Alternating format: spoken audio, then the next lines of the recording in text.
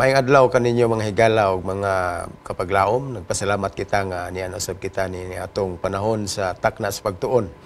I-welcome namo kamong tanan labi na gyud sa atong mga tagsunod, mga listeners sa radio ug sa atong nagsubaybay sa atong Facebook page ug sa live stream sa YouTube.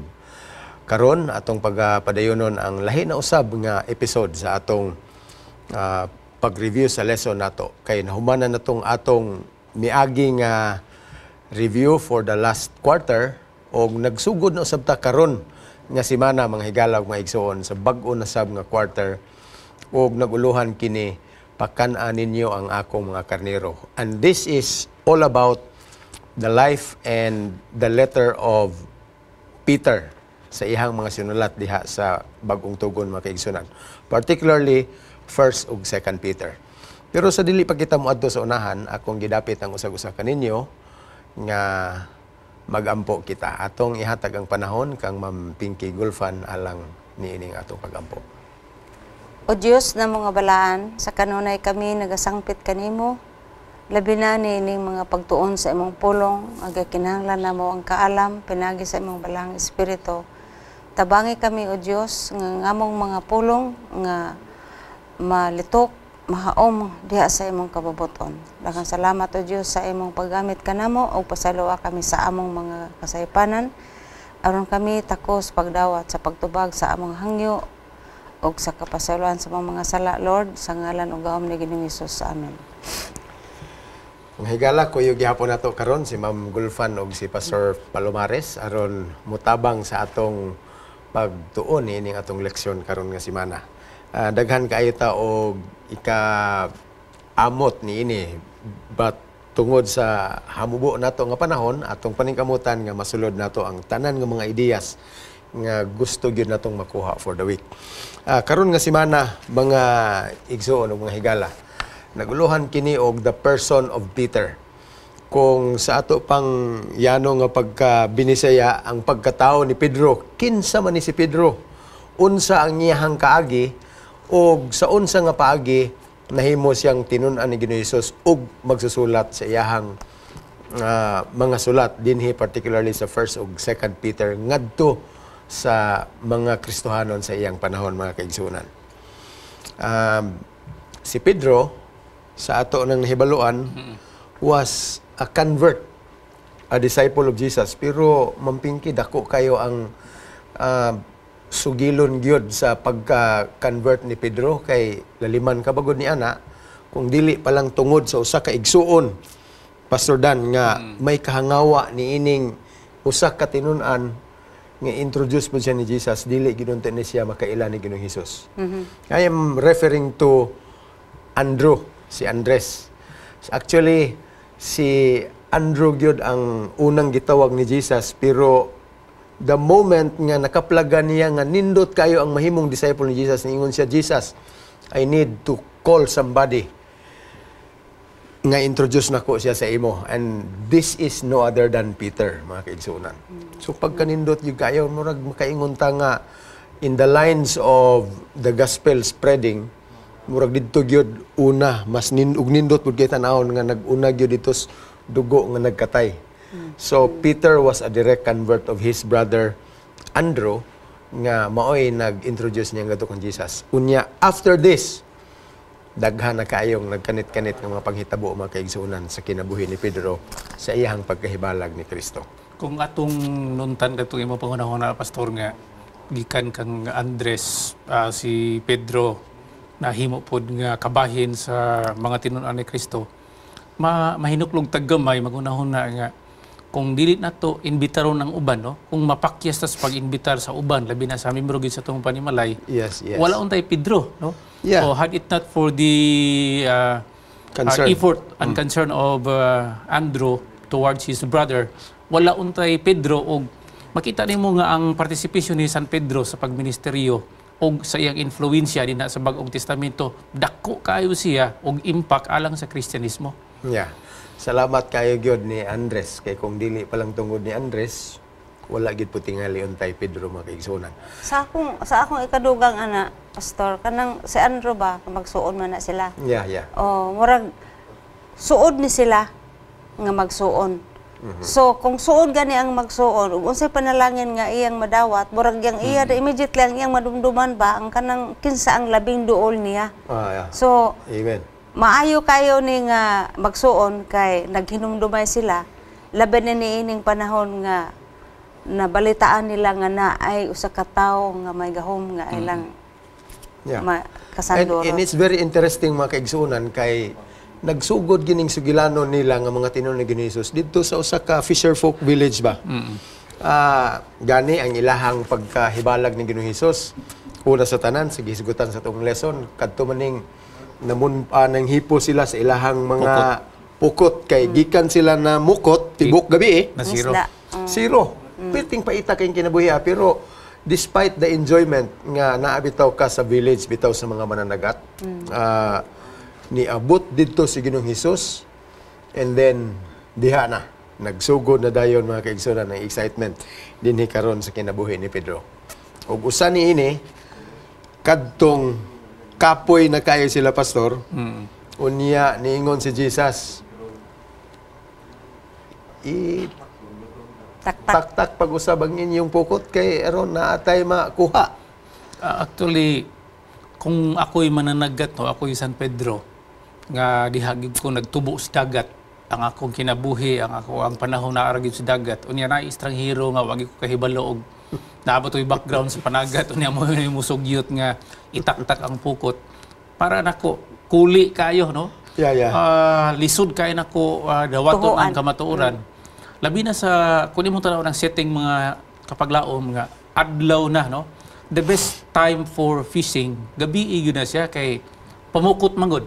Kining pamukot lipat-lipat mo po na siya mampingki nga kinahanglan nga ang mga isda dili nila makita ang pukot, dili nila mabalaan nga naay saba-saba. Kay ang isda naa po na sila'y mechanism nga ilang gidipinsahan ang ilang kaugalingon. Karon na itaw nga niingon nga itaktak ang inyong pukot, siga na kayong adlaw, ang isda dili na kaayo ingon kaanad. Pero gwapo kay ang statement ni San Pedro nga kabahin sa tong leksyon karon nga semana na sige gamit nga word nga giingon dito sa English nga nevertheless no. Nevertheless ma-translate to sa Bisaya makaisunan nga bisan pa ni ana. So kining word nga bisan pa ni ana meaning nga pwede unta ka magduha-duha pero wala ka nagduha-duha bisan pa ni ana. Sa akong pagtanaw kining mangisap bitaw nga mga mukot sa gabi doon na sila gamiton pagpadugok sa isda. Gamit sila og suga. Sulo. Petromax. Sa ako nang nahinumduman nga kung may suga gani tapok ang isda kanang mutapok ang isda mo nang panahon na nga ilang labayan sa ilang pukot. Sa laing bahin ang pagduol ni Ginoong Hesus nga maong kahayag mo na nagsugod na dayon ng ilang kinabuhi nga may kausaban. Di ba? Nindot nga punto, pastor, no? Korekto, Mampingki, kay abi nimo diha sa ilahang pagpanagat, ipakita ni Ginoong Hesus mga higala nga siya ang kahayag niya itong tungura and right then, ang mga tao mura og nidugok lang sa iya. Unya dinhi mga kaigsunan sa ilang relasyon nagsugod din ang ilahang pagpamingwit not anymore with fish kundili niining panahon na tao na mingwit na sila og tao. Unya si Pedro i-cut short na to ang narrative mga kaigsunan. Katong giingon ni Pastor Palomares nga nevertheless ilang gitaktak ang ilang mga pukot pero in a matter of a few moments from that pastor makalilisang si Pedro murag nangurog nga di siya katuo sa iyang gihimo nga ang ila dito for the sake na lang tingali nga ang gi-require sa ilahang estranyo nga bisita murag dalang kaikog pero naunsa ba di ay nga siya man di ay ang nagsugo sa isda nga ipasulod dito tanan sa ilahang mga pukot. And as a result, si Pedro wa pa modunggo ang isda. Milukso sa barko unya iyang giingnan si Ginoong Hesus. Palayo kanako because I am a sinner. Kung atong makita mga kaigsunan ang hitabo, doon na gunay gamay nga interval no. Pag approach ni Kristo kang San Pedro, wala diha-diha dayon siya nagsugo nga ihagbong ang pukot. Yeah. Naato siya mura og pila pa ka segment nga iya sang gi pasakay si San Pedro si Ginoong Hesukristo sa maong bangka, unya nagsugod si Ginoong Hesukristo sa iyang pagpanudlo. Kana siya pastor nga space, no? Wala gi sulti din na sa narrative kung 30 minutos ba ni Kristo nga wali ayha siya niingon nga ihagbong ang pukot usa ba ka oras. Pero in a matter of such interval na nadungga ni San Pedro, no? Kini bitawng naaka sa gamay nga depression makaisunan kay wag kay kuha ng tibok gabi no.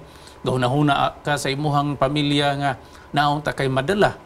Bisag igo na lang isudan sa ilahang bahaw pero wa magikuha. So ang iya na ay sort of kasubo niya financially nga agkoy way pamalit bugas ug uban pa. So diha niya na absorb ang mensahe ni Kristo. Kaya kini mensahe ni Kristo makaisunan puros gina siya pagpadasig. Puros na siya paghatag o paglaom alang sa mga nagapaminaw. So in a matter of a short period of time that Peter was listening to Jesus Christ, nabuo na ni Pastor ang kanang pieces of puzzle ba? Pagkakita niya sa katong isda, nakaingon siya, wa nagilain, mao na gini ang gidungog nga Mesias. Kaya ang the coming Messiah makaisunan, usap po na siya ka-agendum sa ilang kapanahonan nga dako po kayo na siya og impact sa ilang kinabuhi. May element pod of charisma si Jesus kay. Primero ra gud na. Kay kinirbi ang first impression ra ba is lasting. So sa pag-approach ni Jesus aning mga mangingisda, murag naabay batubalani bang naghigop sa ilaha ba nga. Bisan pagdaha ang kakapoy, pagduha-duha, nganong sunod manggid sila. So maybe murag trial and error tong ato kung testingani nga nahimo ning maong pagduha-duha ngadto sa action unya nag-lead nila ngadto sa pagtuo. Actually, na-establish gyud ni Jesus mga kaigsuonan ang iyahang tuyo ni atong tungura nga tawgon niya ang iyahang mga tinunan. Una, nagwali siya. Unya sa diha nga nagwali siya, taas-taas ang iyahang panahon nga na-establish gyud sa mga tao kung kinsa siya. Unya gisundan dayon sa milagro. I think that made a lasting impression sa pagministeryo ni Pedro nganong nidikit siya pag-ayo ni Jesus ni adtong tungura. Hangtod sa mosunod na nga episode siyang kinabuhi. Unya naay impact kining pag-ingon niya kang Ginoong Hesus, pahawa palayo ka nako kay dili ako takos kanimo. Usa ako ka magkasala. Nagpasabot ni siya mga higalag makaigsuonan nga nakita niya nga si Ginoong Hesus was not only an ordinary preacher, mamping. Kundili natandi niya nga siya tao ra gyud kaayo ug si Ginoong Hesus somebody nga balaan ug layo kaayo og pamarog kung itandi siyang pagka-espirituhanon mga kaigsunan ug mga higala. Therefore, niining tungura si Ginoong Hesus epektibo, nilampo siya sa iyang katuyuan nga i-impress si Pedro pinaagi ni atong usa ka dako nga milagro. Na kun ato pong hagpaton ng kaagi ni San Pedro mga higala, doon na may gitawag nga repentance no sa atong eksperyensya. Actually katong pagbati ni San Pedro nga dili siya takos sa iyang gikatubang nga mao ang Mesias ug pagbati niya siyang kaugalingon nga grabe niya ka makasasala, mao na makaisunan ang gitawag nga expression sa usa ka tawo nga naghinulsol no. Naa siya recognition, na siya acknowledgement sa iyang sinfulness. Unya doon na siya inunta kaulaw bali sa iyahang kahimtang in comparison sa iyahang gikatubang nga mao ang matarong.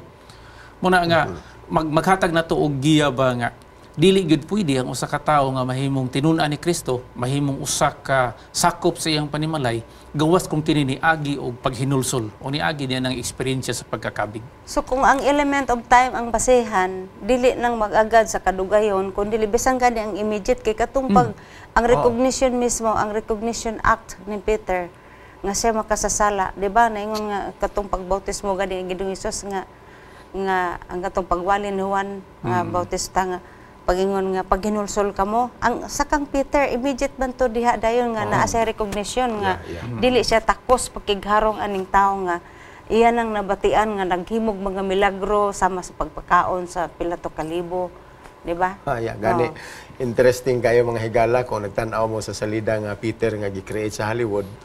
Ay usa didto ka segment nga nag-ingon conversation between Jesus ug Peter, niingon si Jesus kang Pedro, give me an hour and I will change your life. So gamay lang kayo nga inkwentro mga kaigsuonan. Unya para nato in application mga kaigsuonan. Posible kitang tanan sa wala pa ta mahimo mga tinunan ni Jesus, murag na milagruhan gyud niya. Correct. Ug unsa na nga milagro, ug unsa na nga encounter tali nimo ug ang Kristo mga kaigsuonan. Kita may nahibalo niya na, and I hope this will make a lasting impact in our spiritual lives. Dirita sa sunod nga kabahin, milaktaw ta human ni adto nga encounter taod-taod na Pastor Dan nga nanglakaw sila, kuyog na ang 12 ka mga disciples, and Peter was already one of these 12. In the region of Caesarea Philippi, nanglingkod sila kadali sa ilahang paglakaw. Nya si Jesus nangutana. And that could probably be the most decisive question nga iyang gipangutana sa iyahang mga tinunan. Laliman kabagod niingon siya, kinsa gyud ang inyong pagkailan ako. Actually, evaluation to siya kung imong tanawon, Pastor, nga. Siguro butang talang mga bulan na, gakuyog-kuyog sila. Or inunta, pipila na ka mga simana, no? Now, ang acquaintance nila bali, dili na kanang surface lang, kundi nag-anam-anam og kalalom ba, no? Ang friendship nila, siguro hapaw pa to primero, nag-anam siya kalalom. Hangtod nga nakita ni Jesus Christ nga pwede na siya mo conduct og evaluation kung unsa gyud pagkailaan ni mga tawhana kay naa naman to yung mga micro miracles nga nahitabo, no? First encounter katong pagdakop sa isda, then doon na to pipila ka mga milagro dagko ug gagmay nga nagakahitabo sa ilahang panagkuyog-kuyog. Pagpangutana niya adto, it was very crucial, no? Tungod kay sa background mga kaigsuonan, dili lang kay si Jesus Christ ang first individual nga naay messianic claim dito sa ilahang dapit. Prior sa pagkatao ni Jesus Christ, doon na yung mga tao dito nga imong ma-evaluate kung kinsa tong mga tawhana naghimo pud sa mao nga claim. So kadtong kang Jesus Christ nga pangutana, it was an acid test kung ang pagunahuna sa iyang mga early disciples pare-pareha ba sila pagtan-aw ug sa mga tao nga nagpaila kunuhay nga sila ang Mesiyas ni atong panahon na. Yeah. Gani lahilahig tubag ang iyahang mga tinun-an. Ang usa miingon nga pero puros mga kuno-kuno tong ilang tubag ba, which means dili ilang personal conviction. Pero niining tungura si Pedro ra mo inaagyoy iyahang kaugalingong tubag nga sa version sa Ginoo dili putugikan ni Pedro mismo kay inspired to siya sa amahan nga nagsulti ni Pedro nga mao po to'y iyahang itubag sa pangutana. By the way, ang tubag sa ubang mga tinunan, niingon sila, Ginoo, ikaw man daw to si Juan Bautista. Ang uban, nagsulti pod nga ikaw kuno si Isaias o si Elias magkakaroon. Pero si Ginoong Hesus niingon siya, dili ng mga kuno-kuno ang akong gustong hibaluan ninyo. Who do you say I am? Mao nang iyahang question. Nya kasi Peter kay outspoken man kaayo, expressive. Thou art the Christ, the Son of the living God. Okay, actually dako kay na nga punto mamping kanang iyahang tubag. Pero dili na nato na ma-discuss karon kang sa sinsilyo kining iyahang ikaw si Kristo, anak sa buhi nga Dios. The most important part there is si Pedro manghigala naka-identify gyud sa total identity ni Jesus as the Messiah mga kaigsuonan og ang iyahang pagkaanak sa Dios. Og ang nindot ato Pastor Heske sa diha nga gi-mention to ni San Pedro, nadunggan to sa iyang mga kaubanan. Mura tong proclamation siya ba. Sa diha nga nadunggan sa iyang mga kaubanan, nakahimo hinon si Kristo ug it was a jumping board para kang Jesus Christ nga iyahang isulti kung unsa gyud ang outline sa pagministeryo sa usa ka Mesiyas.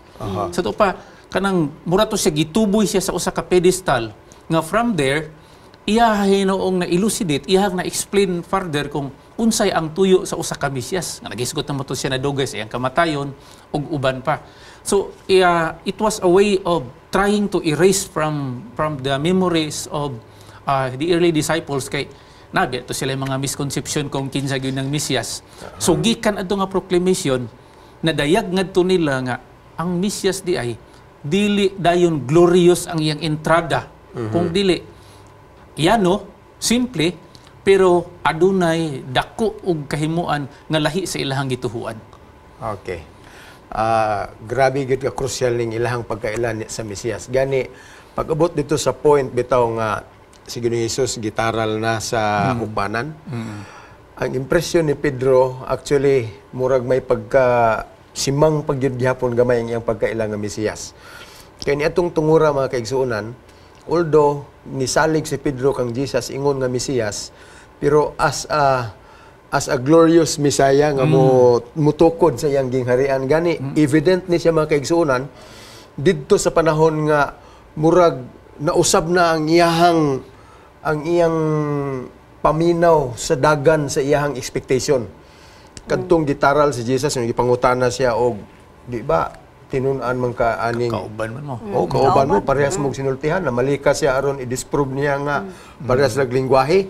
Yang nahitabo mga igsuon, when things went wrong, si Pedro nalimot sa iyahang pagkaloyal sa Ginoo, unya niabot siya sa point nga iyag yung gininigar ang tanan niyang affinity kang Ginoong Hesus mga kaigsuonan.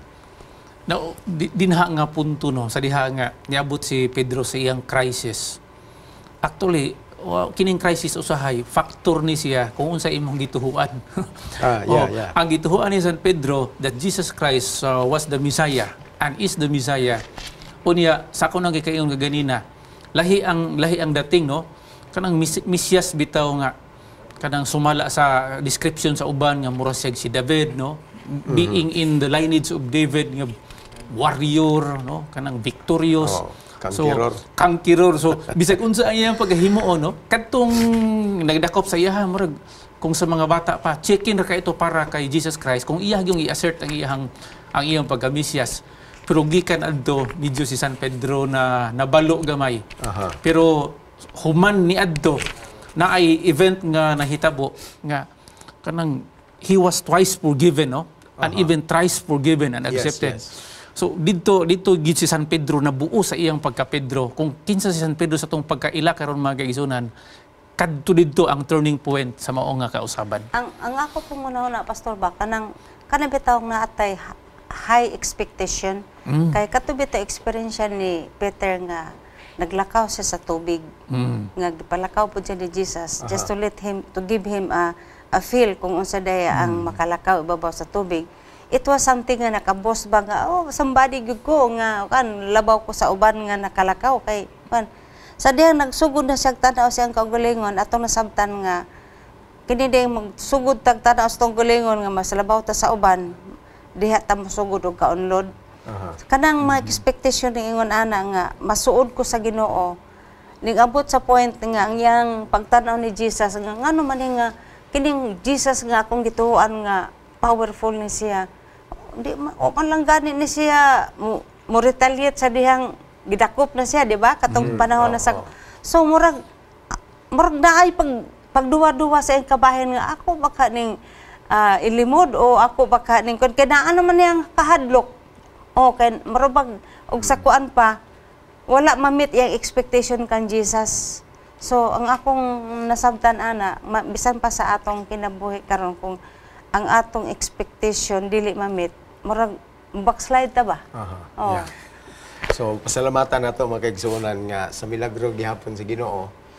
Gihatag gini ang tsansa nga ma-reinstate ta bisan sa atong dagko o ginagmay nga mga pagkabalintong sa atong pag-alagad.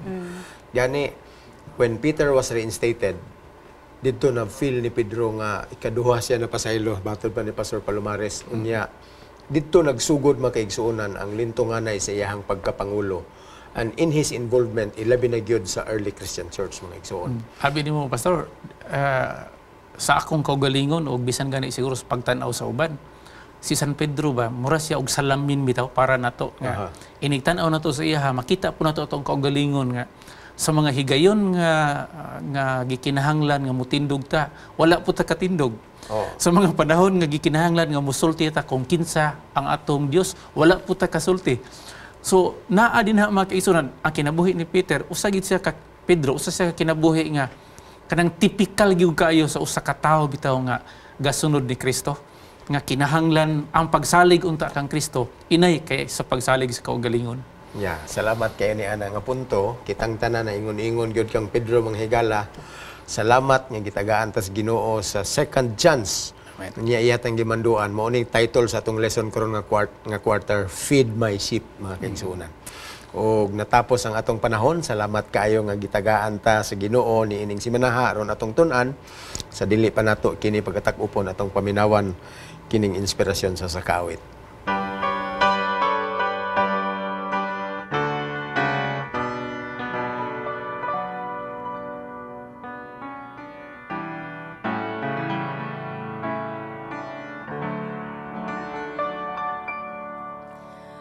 Mankind is searching every day in quest of something new, but I have found the living way, the path of pleasure true.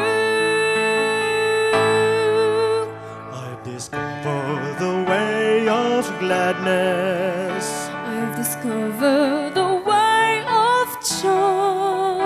I've discovered relief from sadness. 'Tis a happiness without alloy.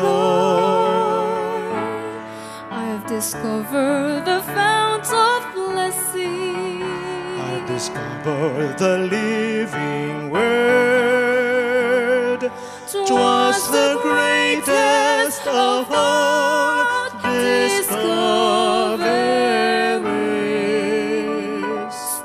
when I found Jesus, my Lord.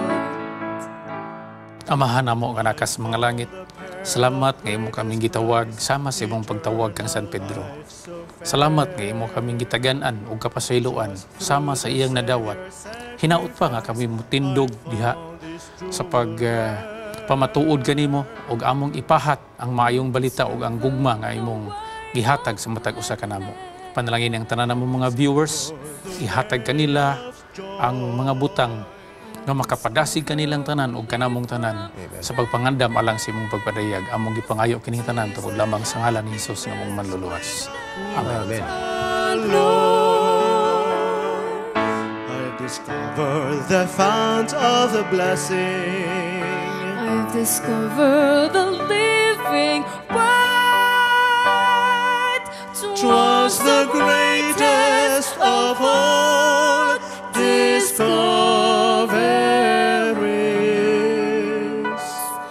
when I found Jesus,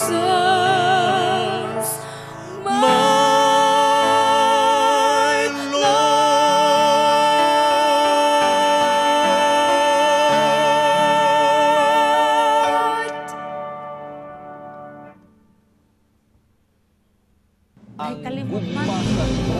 If you have been blessed by this program, share hope and help us continue to bring hope everywhere.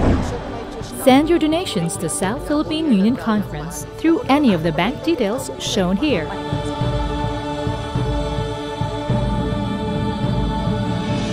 Hope Channel, sharing love, changing lives.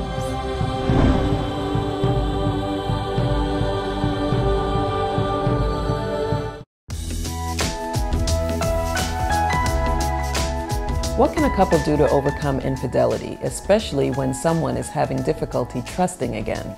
Affairs usually happen when one of the spouses feels that his emotional needs are not being met. Men and women are different. Women need affection. Men need sex. The quicker they realize what the needs are and meet those emotional needs, the easier it's going to be to negotiate marriage. Definitely. And since infidelity causes a compromise of trust in the relationship, it's important for the person who has caused the offense to be accountable and to behave in a way that shows that they're remorseful and that they don't want to ever get into these behaviors again. So seek help from a professional counselor and ask God to help you rebuild the trust in your relationship.